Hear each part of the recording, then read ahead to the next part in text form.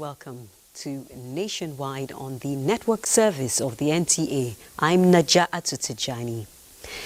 Ahead of the 30th session of the United Nations Climate Change Conference in Brazil, President Tinubu has approved the adoption of a national carbon market framework to establish and manage Nigeria's participation in carbon markets. State House correspondent Abdurrahman Jibrila reports that this framework will enable Nigeria unlock $3 billion annually in carbon finance within 10 years. This is the second meeting of the National Council on Climate Change, and approvals followed a presentation by the National Council on Climate Change aimed at operationalizing the Climate Change Fund and the restoration of the agency to the budget line. President Tinubu, represented by Vice President Kashim Shettima at the meeting, said the approvals were part of measures to properly position Nigeria to leverage opportunities in the global carbon market and be more active in climate change ecosystem.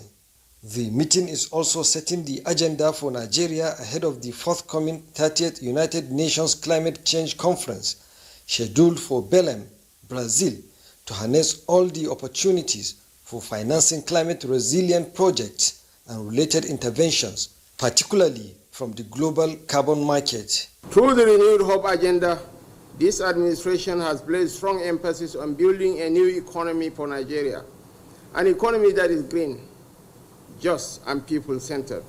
Nigeria stands ready to take its rightful place as a global leader in climate action, ensuring that our voice and our realities are heard and respected in international negotiations. Nigeria is very, very excited, and we are very excited. It happened just before COP, and we're ready and channeled to move on to the next phase, and Nigeria is officially ready for business.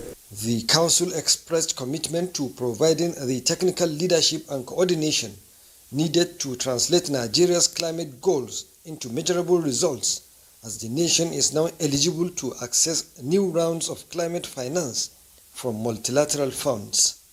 From the State House, Abdurrahman Jibrila, NTA News. The Embassy of Belgium in Nigeria has hosted a healthcare networking reception on the sidelines of the Nigeria-EU Health Investment Forum, bringing together key stakeholders, including representatives of the Presidential Initiative on Unlocking the Healthcare Value Chain, PVAC. National Coordinator of PVAC, Dr. Abdul Mukhtar, highlighted the initiative's extensive partnership with more than 80 local stakeholders and nearly 50 engagements with foreign partners, emphasizing the strong and growing collaboration between Nigeria and Belgium in the healthcare sector. Implementing with PVAC is actually an outcome of the discussions and the feedback that we got from those highly recognized entrepreneurs and business owners in Belgium. Also at the event, Belgium's ambassador to Nigeria, Peter Lignit, underscored the need to further strengthen mutual investment relations between both countries. Continue to ensure that institutions of learning are well positioned to deliver quality teaching, learning and research. This is from the Tertiary Education Fund, TET Fund, which inaugurated a theatre hall and office complex at the Faculty of Social Science, Nasarawa State University, Kefi, and executed by the university, sponsored by TET Fund under the 2020-2021 annual intervention. Chairman Board of TET Fund, Aminu Bello Masari, who inaugurated the project, believes that the structure stands as a visible testimony of government's responsibility to strengthening Nigeria's higher education in line with the Renewed Hope agenda.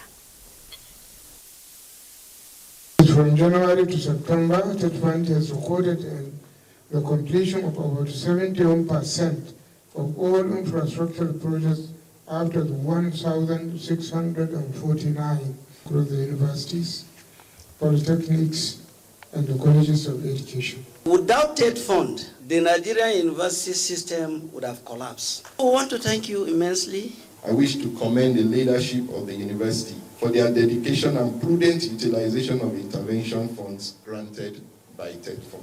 Today marks yet another important milestone in our relentless pursuit of providing an enabling environment necessary for academic excellence to thrive.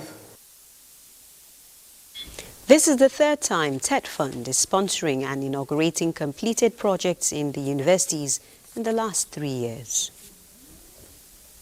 Now we head to Minna, Niger State, where the National Hydroelectric Power Producing Areas Development Commission and HYPADEC has distributed agricultural input, relief materials and safety gadgets to communities to further demonstrate its commitment to ensuring sustainable development of riverine areas. Hussein Musa reports that the initiative aligns with President Bola Tinubu's renewed hope agenda of creating wealth through agriculture.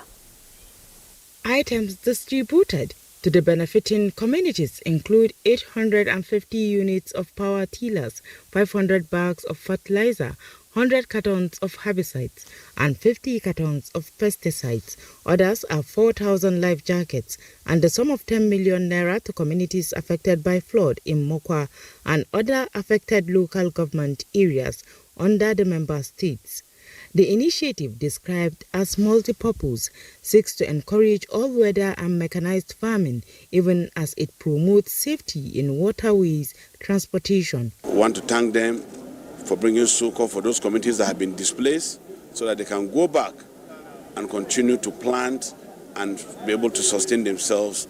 We are really committed. That's why you have seen these items. The HYPADEC Commission, we have started intervention. And HYPADEC management also assured that more practical steps will be taken to reduce vulnerability, strengthen rural economies, and promote inclusive development. Hussein Musa, NTA News. With more than 25 trillion naira in assets and coverage above 10 million workers, Nigeria's contributory pension scheme is reshaping the nation's pension system and strengthening retirement security across public and private sectors. This progress came to light at a sensitization workshop in Kano for pensioners from the Northwest, jointly organized by the National Pension Commission and the National Salaries, Incomes and Wages Commission. Elizabeth Yilalamidu reports.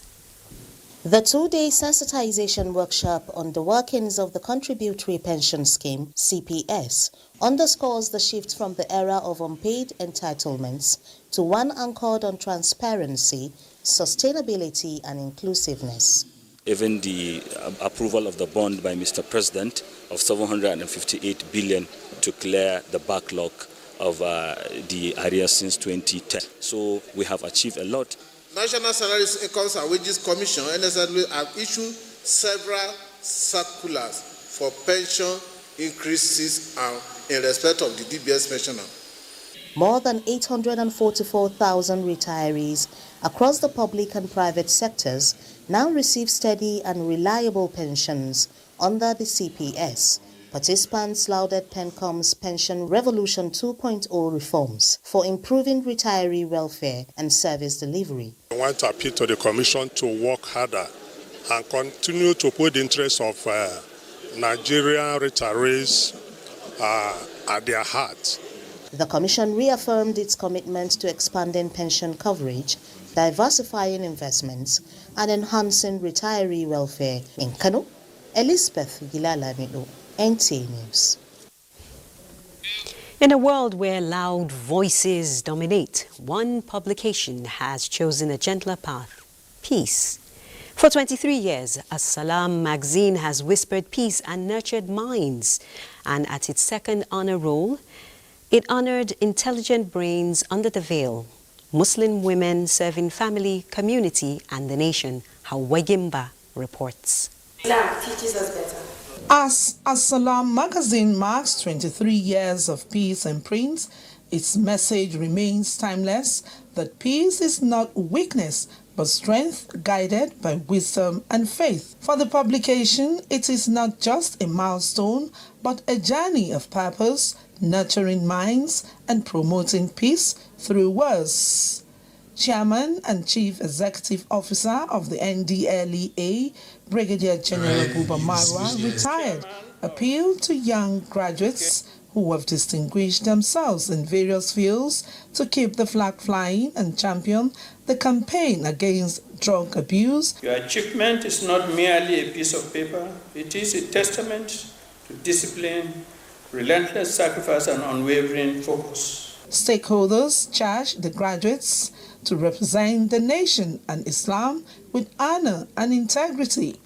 This gathering is a powerful testament to what is possible with faith, learning, and purpose. I urge myself, my fellow graduates, to pull our knowledge together. The national anthem, rendered in Arabic by some students,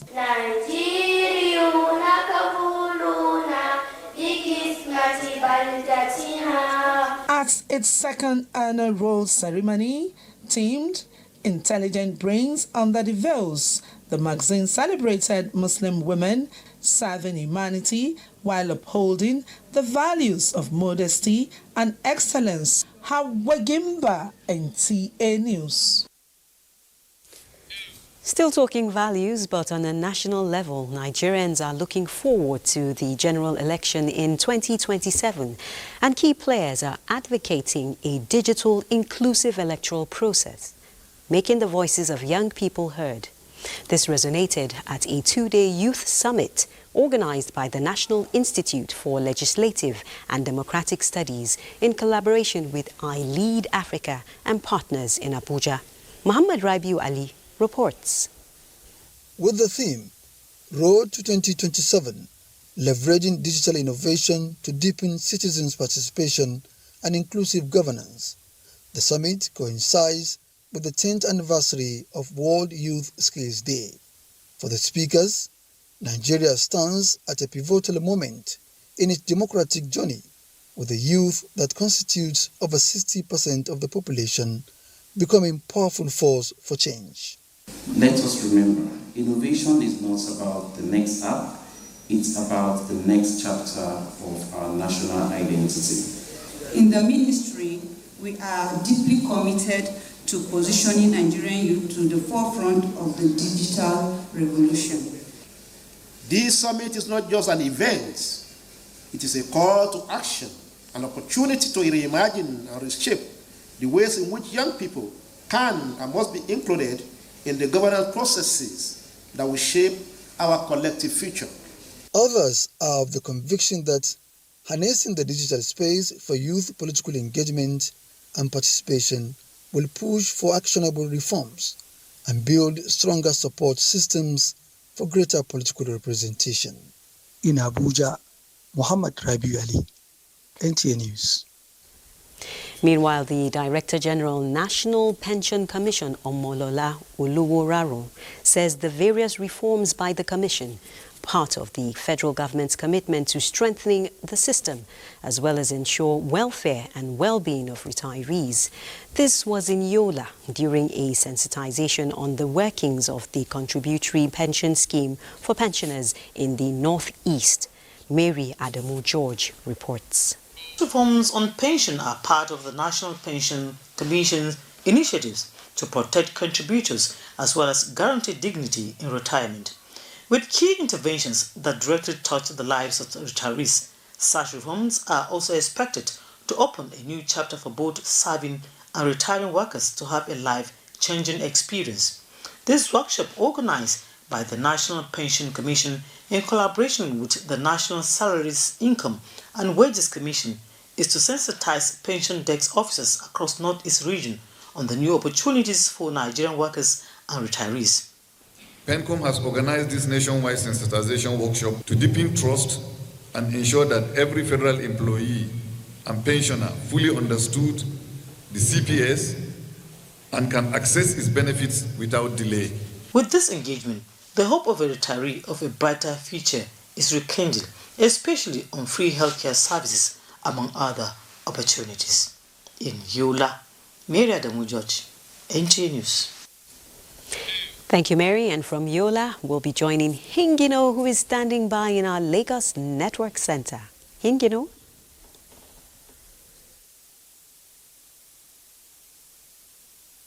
And welcome to Lagos.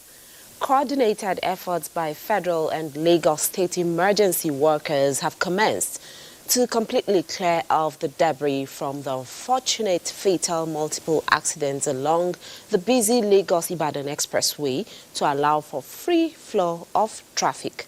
Lanre Gbele was there for a situation report. Fire safety officials, security agents and the FRSC worked round the clock to prevent a secondary accident and ensure that the gridlock eases off quickly. What is the latest that you have now? The latest is that we have been able to clear the obstruction to a large extent, except for this one that you are seeing behind us, and we have a truck here that would remove that, and a crane is also on the way to remove that. We have been here in the last 48 hours, the officers and men of Federal Safety Corps, Lagos and Ogun. We have been here. Immediately it happened, we came here. We were able to rescue some people, and then unfortunately we lost some lives. Number of road traffic crashes is 4. Number of vehicles involved is 7. That is 1 tanker and 6 trucks. Number of people involved, 21. All male adults. Number of people injured, 4. Number of people killed, 6. Controller of Works, Lagos State, was also at the scene of the accident to ascertain the level of damage to the bridge. There's a subsisting contract on this job. The contractor is on site, fortunately. So we're going to do the underpass of this bridge. So in the process, we'll clean up and then repair the missing guardrails and any other damage that has been done. We'll do the lane marking again. And the message is that motorists should be careful on the road. They should be extra careful with the cars that they put out on the road. In Lagos, Lanre Gbele, NTA News. Water high. Us ends concludes nationwide. We'll be joining our outside broadcast crew for the live APC rally in Anambra in preparation of elections there.